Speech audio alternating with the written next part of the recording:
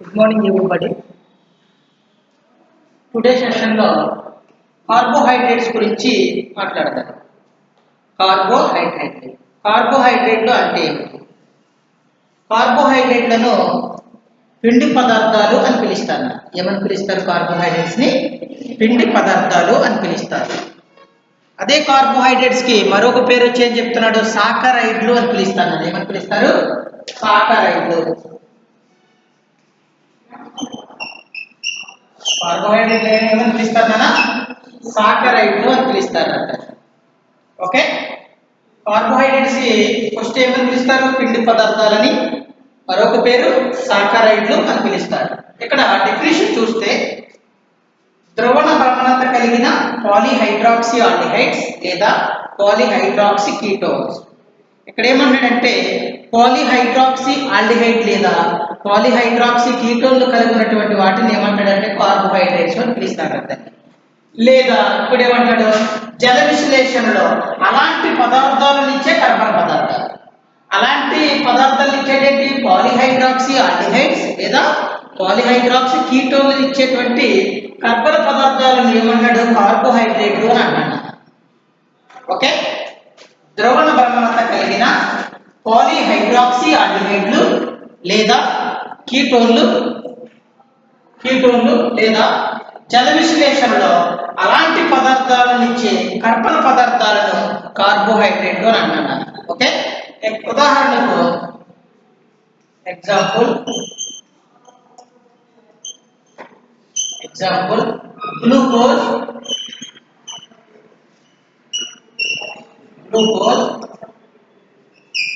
Fructose,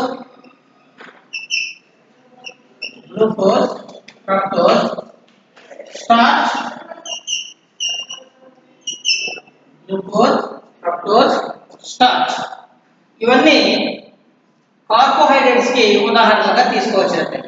glucose యొక్క structure చూద్దామంటే glucose యొక్క స్ట్రక్చర్ ని ఐడెంటిఫై చేద్దాం.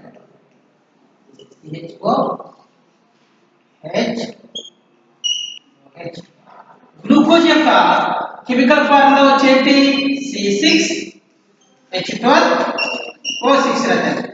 ఈ ఫార్ములా బేస్ చేసుకుని నేను స్ట్రక్చర్ ని ఫార్మ్ చేస్తున్నాను.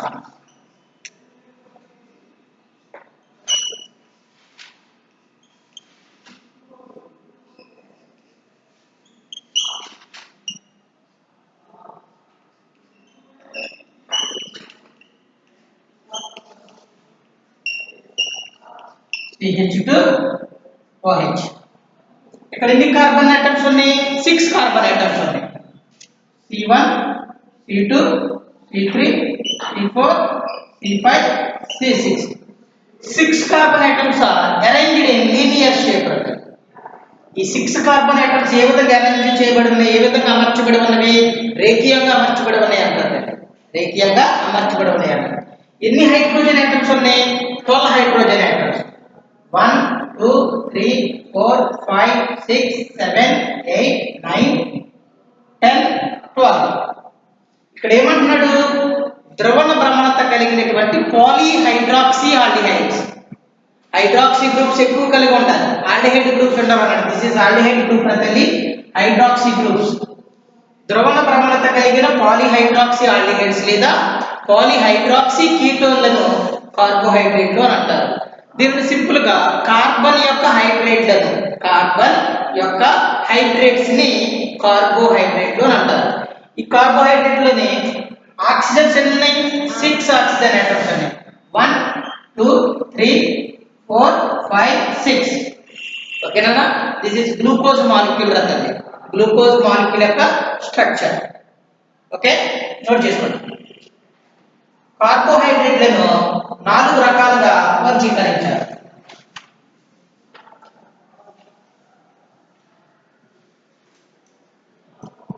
కార్బోహైడ్రేట్లను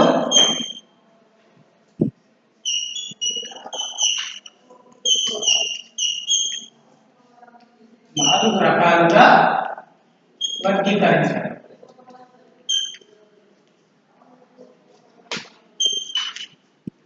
కార్బోహైడ్రేట్లను 4 రకాలుగా వర్గీకరించారు.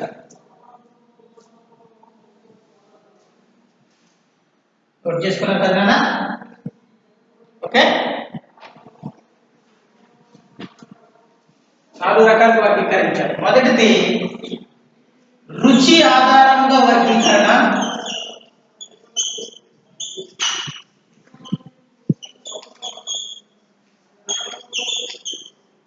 రుచి ఆధారంగా వర్గీకరణ. రుచి ఆధారంగా కార్బోహైడ్రేట్ల వర్గీకరణ అంటారు తల్లి.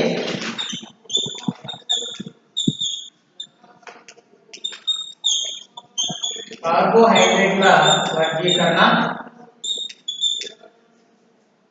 ద సెకండ్ వన్ జల విశ్లేషణం ఆధారంగా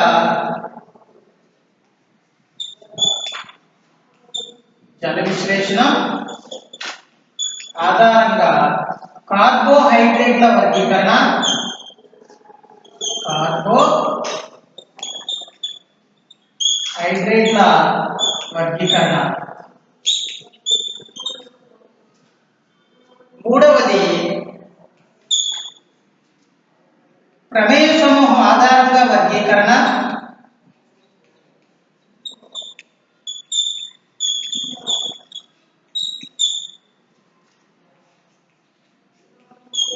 ప్రమేయ సమూహం ఆధారంగా కార్బోహైడ్రేట్ల వర్గీకరణ.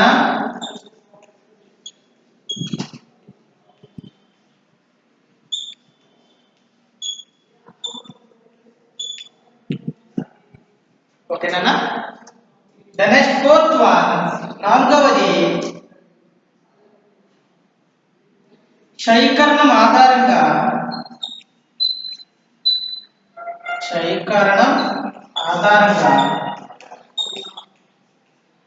కార్బోహైడ్రేట్ల వర్గీకరణ.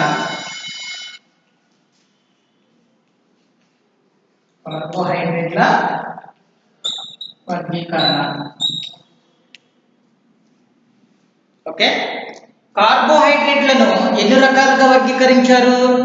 4 రకాలుగా వర్గీకరించారు. మొదటిది రుచి ఆధారంగా కార్బోహైడ్రేట్ల వర్గీకరణ.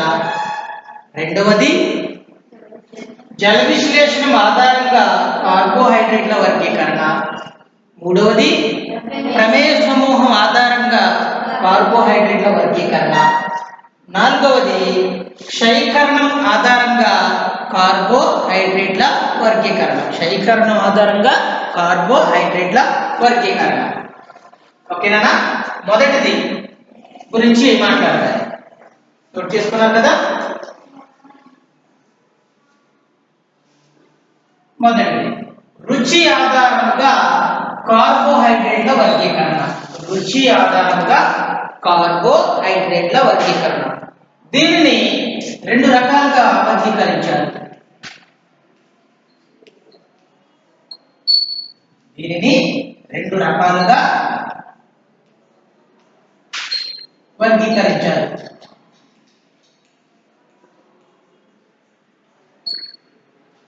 రెండు రకాలుగా వర్గీకరించారు. మొదటిది చక్కెరలు, రెండవది చక్కెరలు కానివి.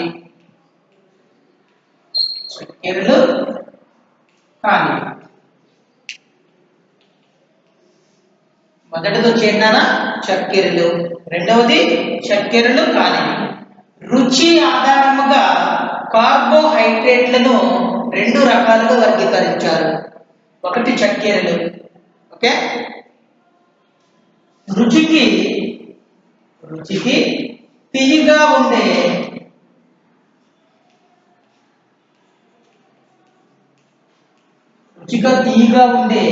కార్బోహైడ్రేట్లను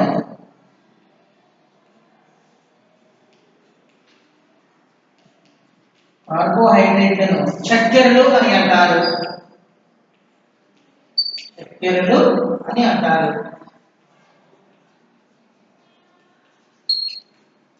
ఇక్కడ ఏమని చెప్తున్నాడు? చక్కెరలు అంటే ఏంటి? రుచికి తీయగా ఉండే కార్బోహైడ్రేట్లను చక్కెరలు అని అంటున్నారు. రుచికి తీయగా ఉండే కార్బోహైడ్రేట్లు అంటాడు కాబట్టి ఏమేమి రుచికి తీయగా ఉంటాయి? ఎగ్జాంపుల్ ఉదాహరణ ఉదాహరణ ఇది తీసుకోవచ్చు. Sucrose sucrose next glucose glucose next fructose. ఇవి రుచికి తీయగా ఉండే పదార్థాలు. రుచికి తీయగా ఉండే కార్బోహైడ్రేట్లను చక్కెరలు అని అంటాం కదా. ఇక్కడ రుచికి తీయగా ఉండే కార్బోహైడ్రేట్స్ అంటే ఉదాహరణకు ఏం తీసుకున్నాం? సుక్రోజ్, రెండవది గ్లూకోజ్, మూడవది ఫ్రక్టోజ్ అన్నారు. సుక్రోజ్ మనకి చాలా తీయగా ఉండే పదార్థము. ఓకేనా? ఇక్కడ సుక్రోజులు అనేవి ఎలా ఉంటవి? ఘన పదార్థ రూపంలో ఉంటవి, స్ఫటిక పదార్థాలు తల్లి. ఏ విధంగా ఉంటవి? స్ఫటిక రూపంలో ఉంటవి సుక్రోజ్ అనేది. ఓకేనా? కాబట్టి రుచికి తీయగా ఉండే కార్బోహైడ్రేట్లను చక్కెరలను పిలుస్తున్నారు. రెండవది చక్కెరలు కానివి. ఈజీగా ఉంటుంది కదా. సుక్రోజ్ అనేది ఏ రూపంలో ఉంటుంది? స్ఫటిక రూపంలో ఉంటుంది. ఓకే. చక్కెరలు కానివి. చక్కెరలు కానివి ఏంటి? రుచికి తీగా లేనటువంటి కార్బోహైడ్రేట్. తీగా లేనటువంటి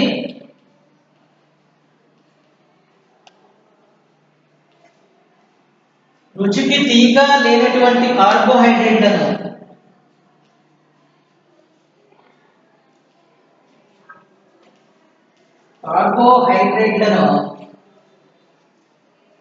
చక్కెరలు కానివి అంటారు. చక్కెరలు కానివి అంటారు. రుచికి తీగా లేని కార్బోహైడ్రేట్స్. ఓకేనా? రుచికి తీగా లేనటువంటి కార్బోహైడ్రేట్లను ఏమని పిలుస్తున్నాడు? చక్కెరలు కానివి అని అంటున్నాడు. ఉదాహరణకు ఇది తీసుకొచ్చిన తీగా లేనటువంటి పదార్థాలు స్టార్చ్,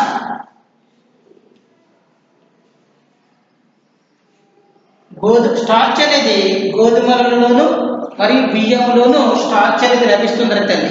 మన బియ్యంలో గింజ ఉంటుంది చూడండి, ఆ రూపంలో స్టార్చ్ అనేది లభిస్తుంది అని చెప్తున్నాడు. Starch. Next one cellulose. Starch. Second one cellulose. రుచికి తీగా లేనటువంటి కార్బోహైడ్రేట్ల చక్కెరలు అంటారు పాలీసాకరైడ్స్ అంటారు. పాలీసాకరైడ్స్ అన్ని కూడా రుచికి తీయగా ఉండవడతాయి. ఓకేనా? ఈ విధముగా రుచి ఆధారముగా కార్బోహైడ్రేట్లను రెండు రకాలుగా వర్గీకరించారు. ఒకటి చక్కెరలు, రెండవది చక్కెరలు కానివి. చక్కెరలుకి ఉదాహరణగా ఏం తీసుకున్నాడు? సుక్రోజ్, గ్లూకోజ్, ఫ్రక్టోజ్ తీసుకున్నాడు. చక్కెరలు కానివి దానికి ఉదాహరణగా ఏం తీసుకున్నాడు? Starch, cellulose. ఇవి చక్కెరలు కానిటువంటి పదార్థాలు. ఓకేనా? నెక్స్ట్ సెకండ్ వన్ నోట్ చేసుకున్నారు కదా. కార్బోహైడ్రేట్లను 4 రకాలుగా వర్గీకరించారన్నారు. అందులో మొదటి దాని గురించి మాట్లాడుకున్నాం. రెండవది జల విశ్లేషణం ఆధారంగా కార్బోహైడ్రేట్ల వర్గీకరణ. సెకండ్ వన్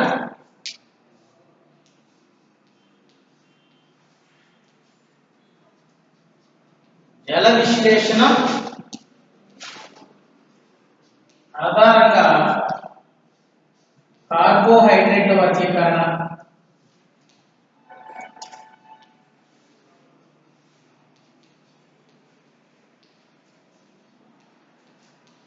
కార్బోహైడ్రేట్ల వర్గీకరణ చూద్దాం.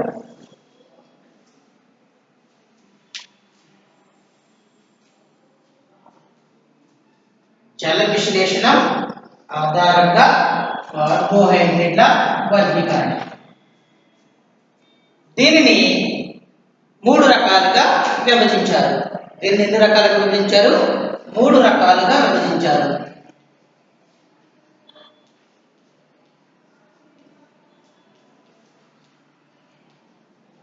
విభజించారు. మొదటిది మోనోసాకరైడ్లు,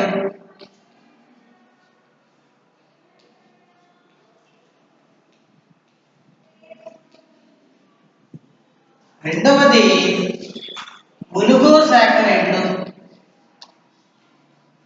ఒలిగోసాకరైడ్లు,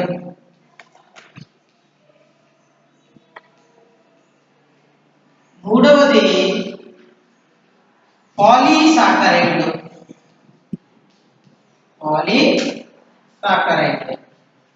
మూడు రకాలుగా విభజించారు. జల విశ్లేషణ ఆధారంగా కార్బోహైడ్రేట్లను మూడు రకాలుగా విభజించారు. మొదటిది మోనోసాకరైడ్లు, రెండవది ఒలిగోసాకరైడ్లు, మూడవది పాలీసాకరైడ్లు. మొదటి దాని గురించి మాట్లాడతాను. నోట్ చేసుకున్నారు కదా. మొదటిది మోనోసాకరైడ్లు. డెఫినేషన్ నిర్వచనం చూద్దాం.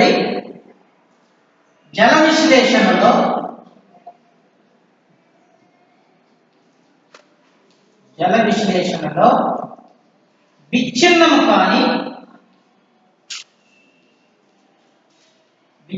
కాని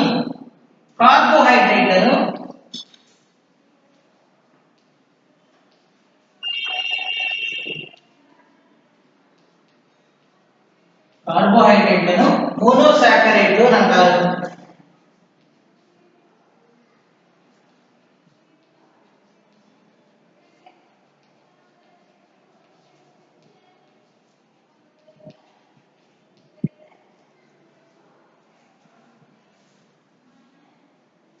ఓకే, దానికి అబ్జర్వ్ చేయండి. జల విశ్లేషణం అంటే నీటిలో కరిగించుట.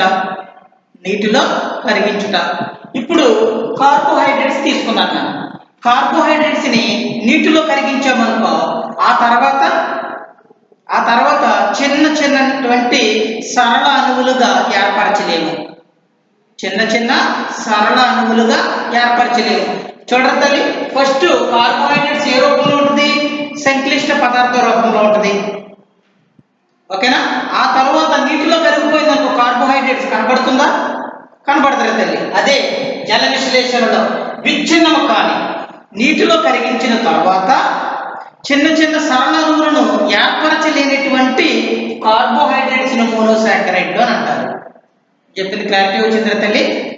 నీటిలో కరిగించావరా తల్లి కార్బోహైడ్రేట్స్ తీసుకొని, కరిగించిన తరువాత ఆ తరువాత విచ్ఛిన్నం కాని కార్బోహైడ్రేట్స్ చిన్న సరళ అణువులను ఏర్పరచలేనటువంటి కార్బోహైడ్రేట్స్ మోనోసాకరైడ్లు అని అంటారు. ఏదైనా అంటారు తల్లి. పిండి పదార్థం తల్లి, గ్లూకోజ్ తీసుకున్నాం, గ్లూకోజ్ నీటిలో వేసాం, ఏమవుతుంది? నీటిలో కరిగిపోతుంది.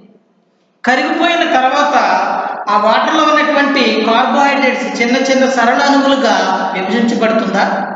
విభజింపబడలేదు తల్లి. దానినే ఈ విధంగా చెప్తున్నాడు. జల విశ్లేషణలో విచ్ఛిన్నం కాని, కరిగించిన తర్వాత విచ్ఛిన్నం చెందుతుంది. ఇంకా విచ్ఛిన్నం సెపరేట్ చేయలేము తల్లి. విచ్ఛిన్నం కాని కార్బోహైడ్రేట్లను మోనోసాకరైడ్లు అని అంటారు. జల విశ్లేషణలో విచ్ఛిన్నం కాని కార్బోహైడ్రేట్లను మోనోసాకరైడ్లు అని అంటారు. ఉదాహరణకు మనం చెప్పింది అర్థమైందా? ఉదాహరణకు గ్లూకోజ్,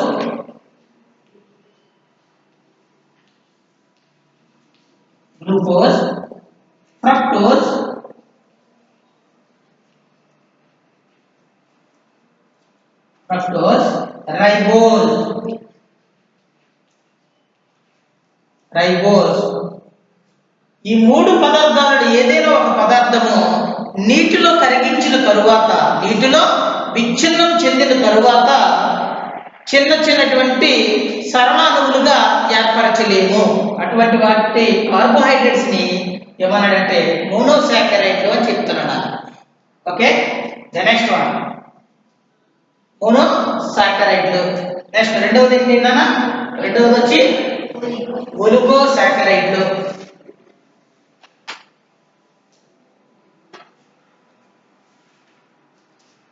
రెండవది ఒలిగోసాకరైడ్.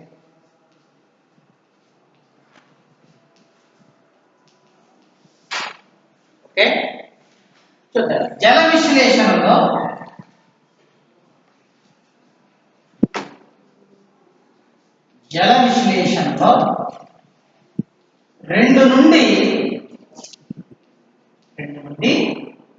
10 మోనోసాకరైడ్ అణువులను ఏర్పరిచే 10 మోనోసాకరైడ్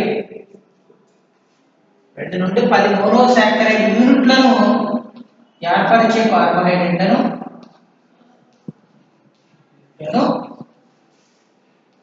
ఏర్పరిచే కార్బోహైడ్రేట్స్ ను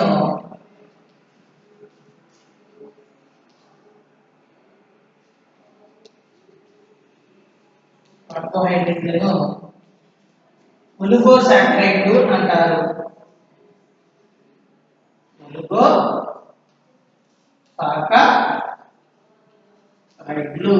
ఒలిగోసాకరైడ్లు అని అంటారు.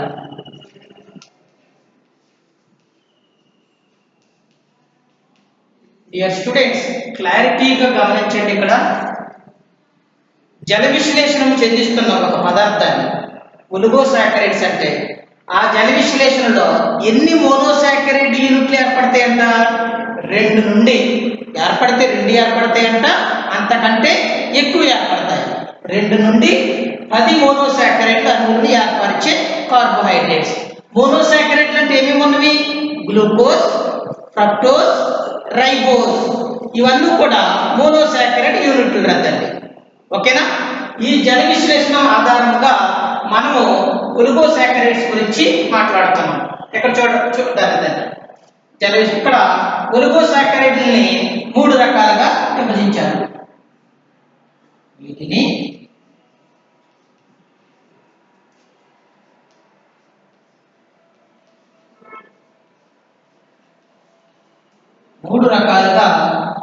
విభజించారు.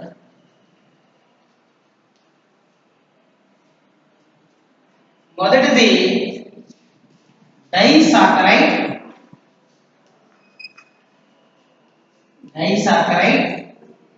రెండవది ట్రైసాకరైడ్,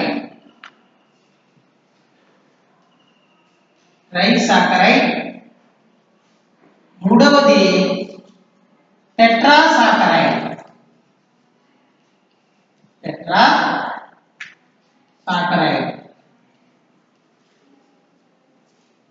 చాలా సింపుల్ టాపిక్.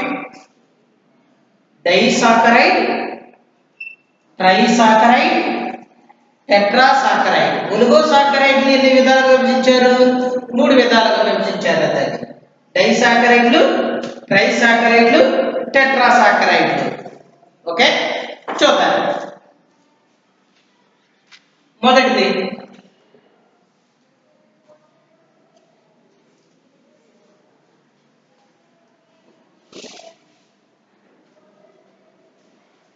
చేసుకున్నారా? మొదటిది డైసాకరైడ్.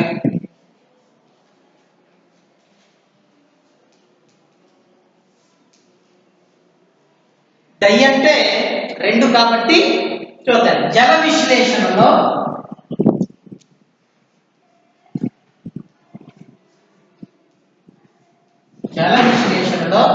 రెండు మోనోసాకరైడ్ యూనిట్లను ఏర్పరిచే కార్బోహైడ్రేట్స్. ఎన్ని మోనోసాకరైడ్ యూనిట్లు? 2.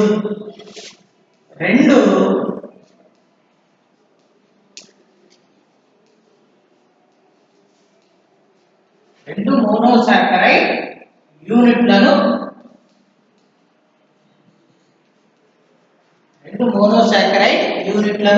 ఏర్పరిచే కార్బోహైడ్రేట్స్.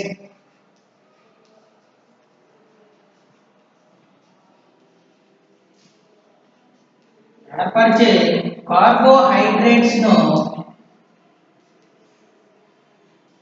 డైసాకరైడ్ అంటారు.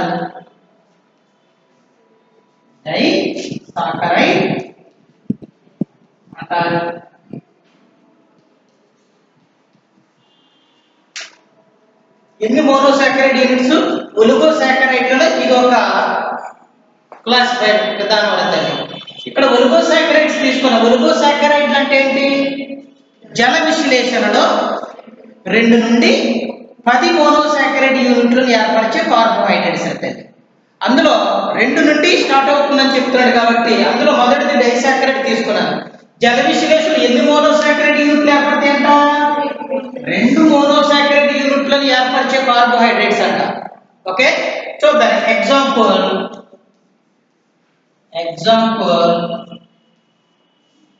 సుక్రోజ్,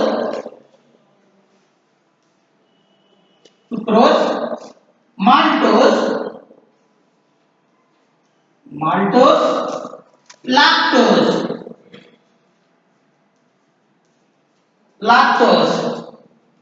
సుక్రోజ్, మాల్టోజ్, లాక్టోజ్ ఇవన్నీ కూడా జల విశ్లేషణలో 2 మోనోసాకరైడ్ యూనిట్లను ఏర్పరుస్తుందంట. ఓకే, మొదటగా సుక్రోజ్ తీసుకున్నారు అతను. సుక్రోజ్ యొక్క ఫార్ములా ఏంటి? ప్రీవియస్ క్లాస్ లో చెప్పారు అతను. సుక్రోజ్ యొక్క ఫార్ములా C12H22O11 సుక్రోజ్. దీనిని జల విశ్లేషణను చెందిస్తే ఎన్ని మోనోసాకరైడ్ యూనిట్లు ఏర్పడతాయి అంటున్నాడు? 2 మోనోసాకరైడ్ యూనిట్లు ఏర్పడతాయి. మోనోసాకరైడ్లకు ఉదాహరణలు వచ్చేంటి? Glucose, fructose, ribose, galactose. ఓకేనా? ఈ విధంగా సుక్రోజ్ ఏం చేయమన్నాడు? జల విశ్లేషణం చెందించాలి. H2O నీటితో జల విశ్లేషణం చెందిస్తున్నాను. ఓకే, అప్పుడు ఏం ఏర్పడుతుంది అన్నాడు? 2 మోనోసాకరైడ్ యూనిట్లు ఏర్పడతాయి అని చెప్తున్నాడు. ఓకేనా? 2 మోనోసాకరైడ్ యూనిట్లు కాబట్టి 6 ఇక్కడ ఎన్ని? 12 కార్బన్లు, 22 హైడ్రోజన్లకు ఈ 2 హైడ్రోజన్లు కలిస్తే 24 హైడ్రోజన్లు, ఈ 11 ఆక్సిజన్లకు 1 ఆక్సిజన్ కలిస్తే 12 ఆక్సిజన్లు. అప్పుడు ఏం ఏర్పడుతున్నాయంట? సమాన పరిమాణంలో గ్లూకోజ్, ఫ్రక్టోజ్ ఏర్పడుతున్నాయంట. Glucose C6H12O6 plus C6H12O6 glucose, fructose. Glucose, fructose monosaccharide కదా, మోనోసాకరైడ్స్. మోనోసాకరైడ్ అంటే ఏమని చెప్పాను? జల విశ్లేషణలో విచ్ఛిన్నము కాని కార్బోహైడ్రేట్లు, చిన్న చిన్న సరళాణువులను ఏర్పరచలేనటువంటి పదార్థాలను ఏమన్నాడంటే మోనోసాకరైడ్ అని చెప్పాడు తల్లి. ఈ సుక్రోజును జల విశ్లేషణము చెందించాము. అప్పుడు ఏం ఏర్పడింది? గ్లూకోజ్, ఫ్రక్టోజ్ ఏర్పడింది. అంతే కదా? 12 కార్బన్లో 6 కార్బన్లు 12 కార్బన్లు, 22కి 2 హైడ్రోజన్లు కలిస్తే 24 హైడ్రోజన్లు, 12 హైడ్రోజన్లు 24 హైడ్రోజన్లు, 11కి ఈ ఆక్సిజన్ కలిస్తే 12 ఆక్సిజన్లు 6 ఆక్సిజన్లు 12 ఆక్సిజన్లు అంటారు. ఈ విధముగా 2 మోనోసాకరైడ్ యూనిట్లు ఏర్పరచగలగము. దీనినే డైసాకరైడ్ అంటున్నారు. నెక్స్ట్ ఏం తీసుకోవాలన్నాడు? మాల్టోజ్ను జల విశ్లేషణం చెందించమనుకున్నారా? 2 మోనోసాకరైడ్ యూనిట్లు ఏర్పడతాయి. ఆ 2 మోనోసాకరైడ్ యూనిట్లు వచ్చేటంటే 2 గ్లూకోజ్ అణువులు. ఎన్ని గ్లూకోజ్ అణువులు? 2 గ్లూకోజ్ అణువులు ఏర్పడతాయంట. చూద్దాం, అదొక చూద్దాం.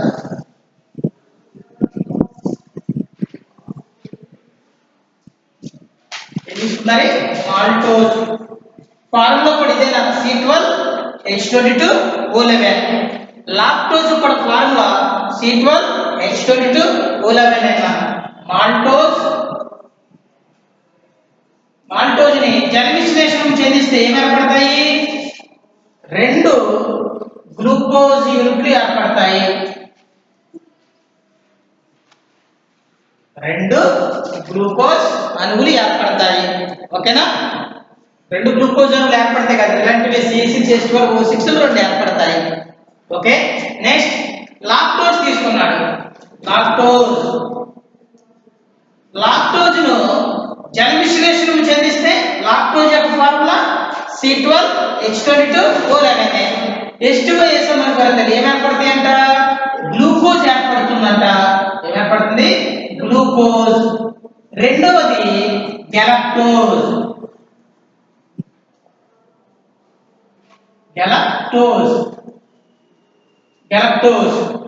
2 మోనోసాకరైడ్ అణువులు ఏర్పడుతున్నాయి. లాక్టోజ్ను జల విశ్లేషణం చెందిస్తే గ్లూకోజ్, గెలక్టోజ్ ఏర్పడుతుంది అని చెప్తున్నాడు. ఓకేనా, గ్లూకోజ్ గెలక్టోజ్ అనేది ఏర్పడ్డవి. ఓకేనా, నెక్స్ట్ గ్లూకోజ్ గెలక్టోజ్ అనేది ఏర్పడ్డవి.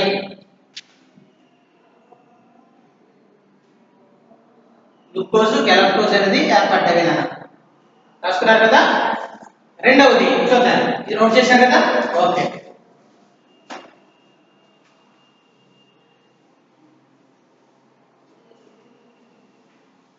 రెండవది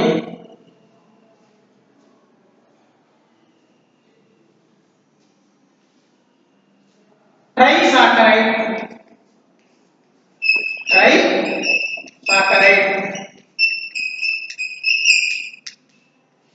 ట్రైసాకరైడ్ జల విశ్లేషణలో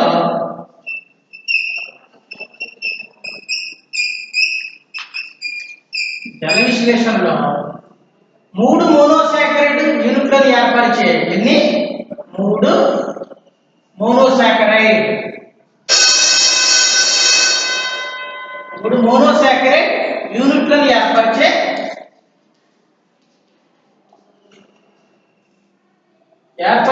కార్బోహైడ్రేట్స్.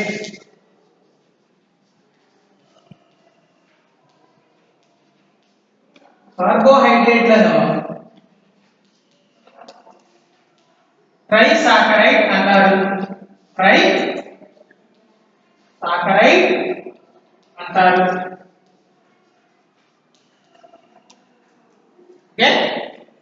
జల విశ్లేషణలో 3 మోనోసాకరైడ్ యూనిట్లను ఏర్పరిచే కార్బోహైడ్రేట్స్. ఉదాహరణకు ఎగ్జాంపుల్ రఫినోజ్. ఏంటన్నా? రఫినోజ్. ఈ రఫినోజ్ ను తీసుకుని జల విశ్లేషణ చేపిస్తేనంట ఎన్ని మోనోసాకరైడ్ యూనిట్లు ఏర్పడతాయి? 3 మోనోసాకరైడ్ యూనిట్లు అనేవి ఏర్పడతాయి అని చెప్తున్నాను. ఓకేనా, నెక్స్ట్ క్లాస్ లో చూద్దాం నాన్న. ఓకే, థ్యాంక్ యూ నాన్న.